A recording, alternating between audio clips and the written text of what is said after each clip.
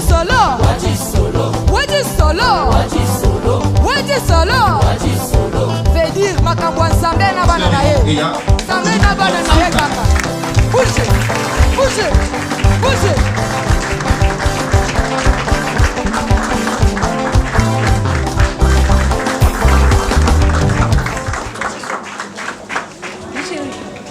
Bonsoir. Nous voulons remercier le Seigneur pour pouvoir partir au pas de course. Je vais demander à tout le monde de pouvoir s'asseoir.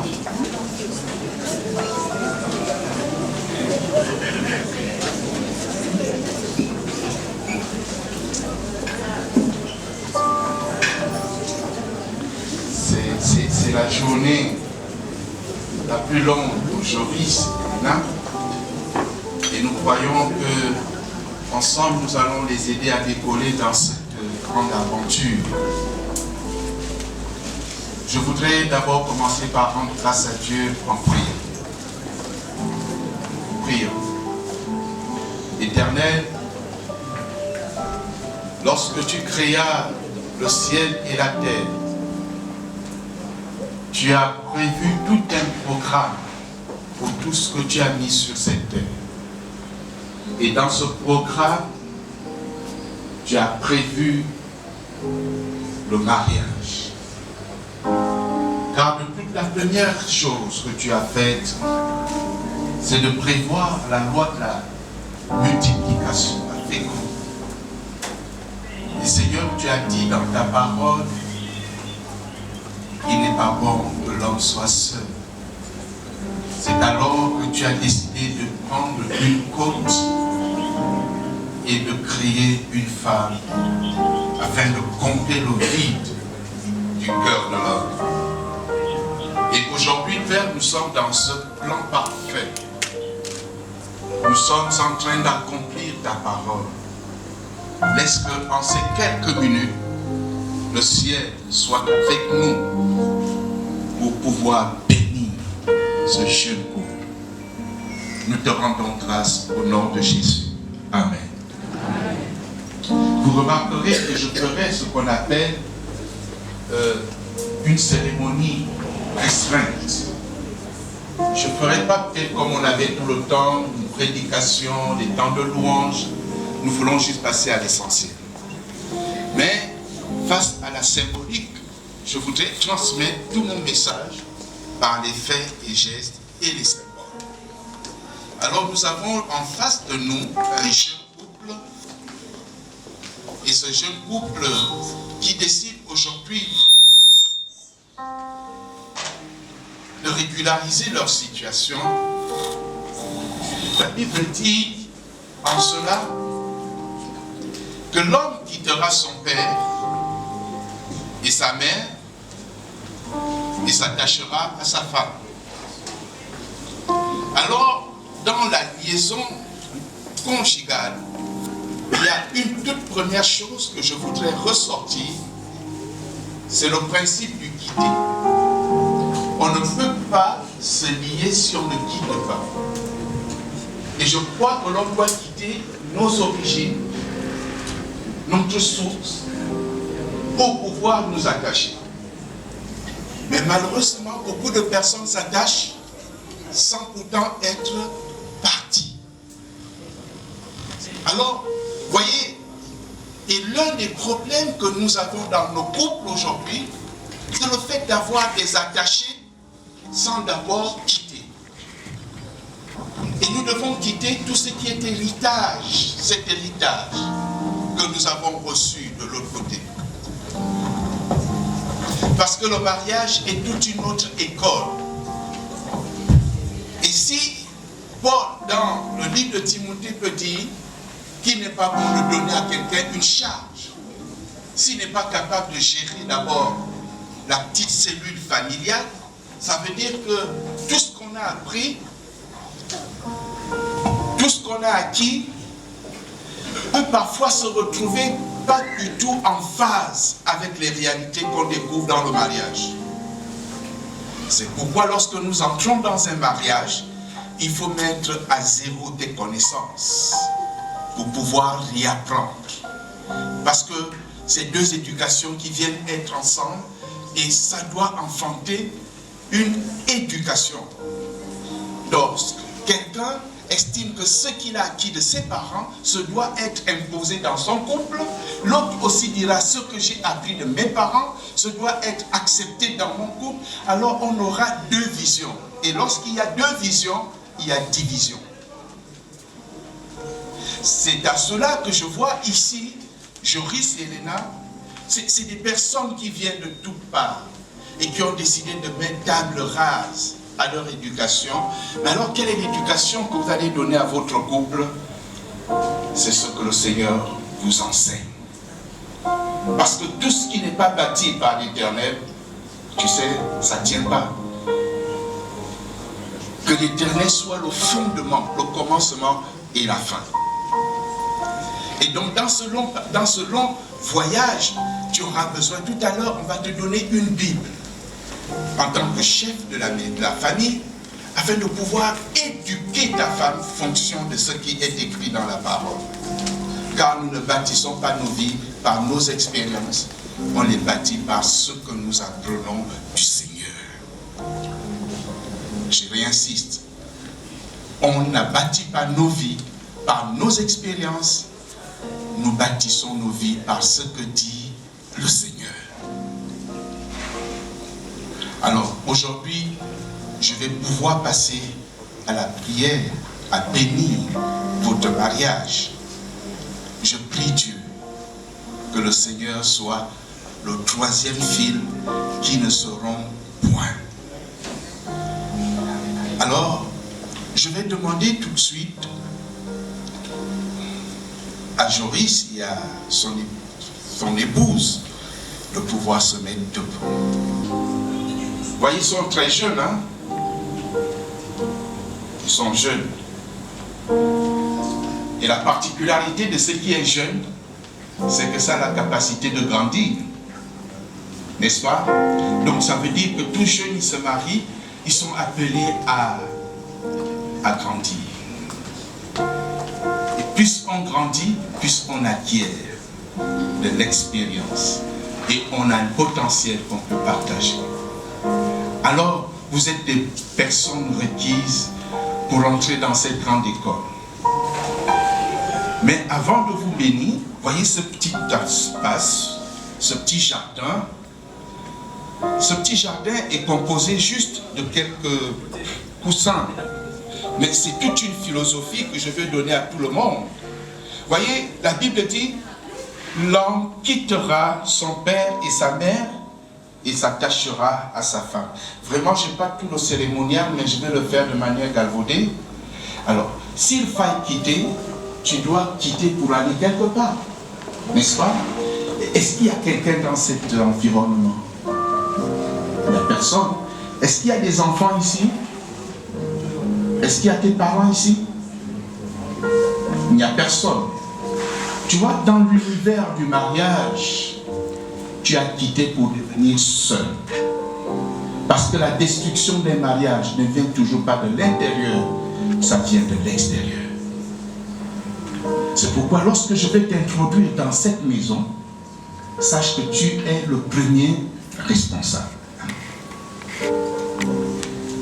Est-ce qu'on peut acclamer le Seigneur?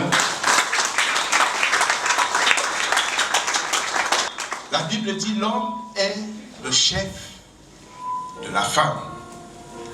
Vous savez, le problème c'est que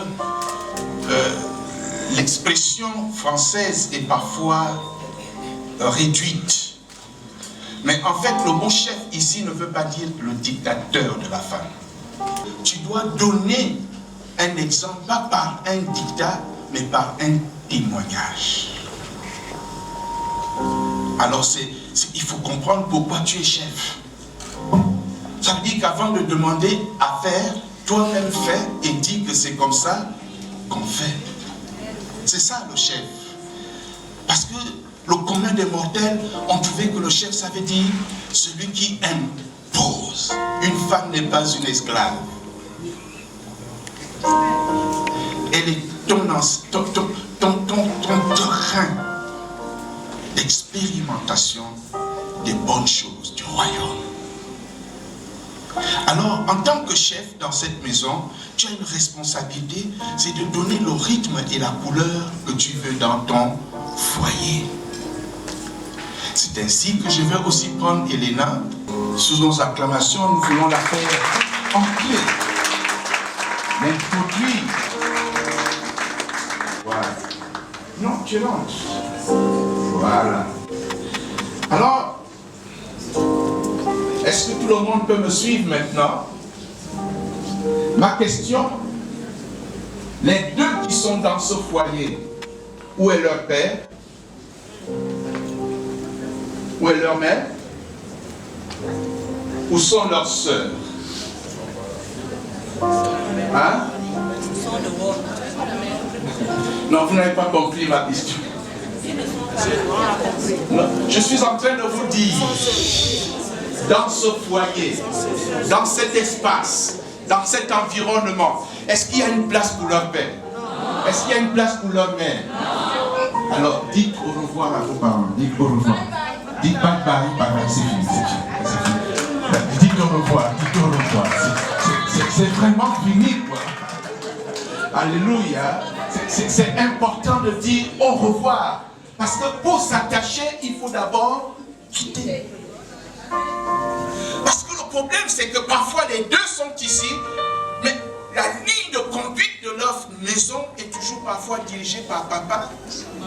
C'est pourquoi le samedi, quand Elena n'est pas d'accord, le monsieur dit non, moi je m'en vais manger le plat. C'est quel plat tu aimais chez ta mère? C'était pas. Les retours en zone, toujours un retour chez les grands-parents, chez maman, papa, parce que je veux manger. Et le jour où Joris dit je ne suis pas d'accord, ce jour Elena prend sa valise, elle va chez son père, papa chasse. Amen. Et vous voulez que je dise amen? Et je voulais poser une question. Est-ce qu'il y a une place pour la soeur de Joris ici? Bon, pourquoi toi tu viens imposer d'ouvrir le frigidaire de Joris quand tu veux? Et quand Elena dit pourquoi tu ouvres, tu dis c'est mon frère qui a payé. Où est ta place? Ici. Où est ta place ici? À deux, et vous êtes appelés à arriver à deux. Et soyez à deux. Amen. Que Dieu vous bénisse. On n'a pas beaucoup de temps, on est obligé de passer de manière rapide. Alors je demanderai à l'assistant de pouvoir se tenir debout parce que nous sommes témoins de cet engagement. Éternel mon Dieu,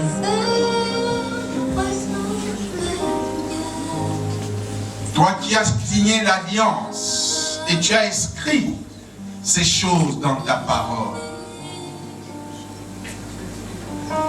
Tu as dit, Père, que l'homme quittera son père et sa mère pour s'attacher à sa femme. Seigneur, nous venons être témoins de cet engagement à bâtir un foyer qui sera un témoin de l'évangile partout où ils se trouveront. Seigneur, toi qui as béni le mariage, laisse que ce couple soit béni. Seigneur, je viens les bénir devant ta face pour dire, Père, que l'homme ne sépare pas ce que tu as joint. Que Joris et Elena jouissent de la couverture céleste, de la bénédiction du Père, du Fils et du Saint-Esprit. Que le Dieu qui nous a appelés à être un les uns les autres vous bénisse, qu'il vous comble et qu'il remplisse de bénédiction ce couple. Qu'il y ait tout ce que vous désirez qui soit en bien pour votre prospérité. Que l'Éternel, le Dieu d'Israël, le Mashiach d'Israël, soit le premier et la fin de cette consécration. de cette bénédiction, de cette grâce. Père, je m'acquitte de cette responsabilité pour te dire, prends la suite pour le restant de toute leur vie. Au nom du Père, du Fils et du Saint-Esprit, soyez bénis. Je bénis ce mariage au nom de Jésus-Christ. Amen. Amen.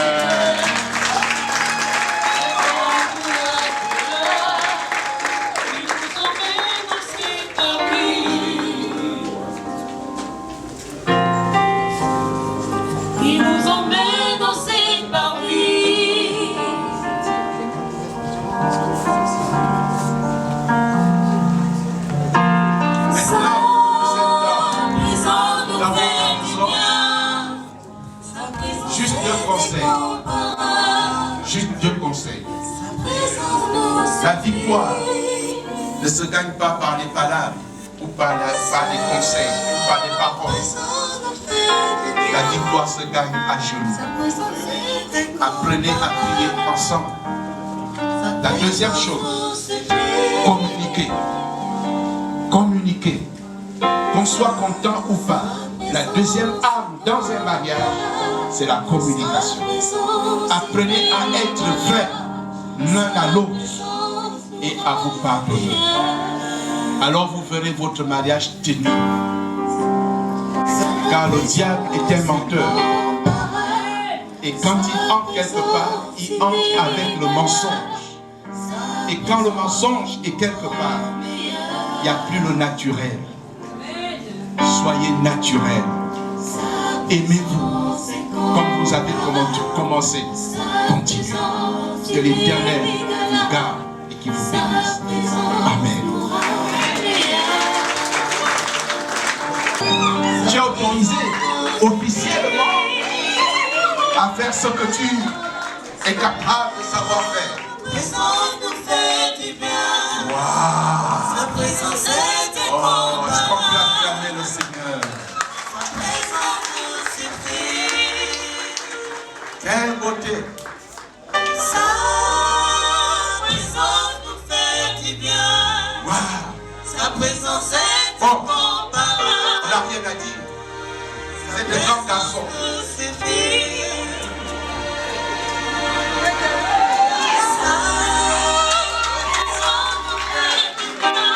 On peut acclamer très fort. Encouragez les enfants. Gloire au Seigneur. Alors, nous voulons présenter ce côté. Nous voulons présenter La présence le est couple. incomparable. Nous suffit. Et elle est là. Voici ce couple, ce beau couple. La présence Faites un peu de chaleur. Un peu plus de chaleur.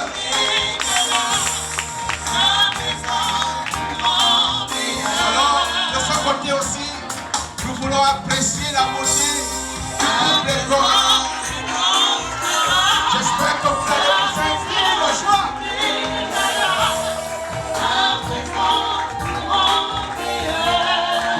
Gloire à Dieu. Maintenant, je vais les introduire dans leur maison. Sa présence inégalable. Sa présence nous rend meilleurs.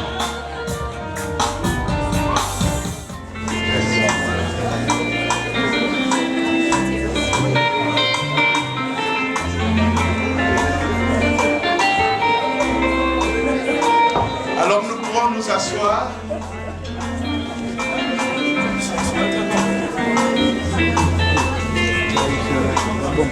Alors, Monsieur Joris, je crois aujourd'hui le groupe des corps. Je me dois de vous remettre le secret de votre réussite. Au commencement était la parole était avec Dieu et la parole était Dieu. C'est cette parole que je vous donne. Elle est créatrice. C'est le gestionnaire de toute la vie. Alors je le donne à vous deux. Que le Seigneur vous bénisse. travers de ce qu'il nous a dit dans cette constitution. Que Dieu vous bénisse et moi je vais devoir me retirer. Que le Seigneur vous bénisse. Merci pasteur.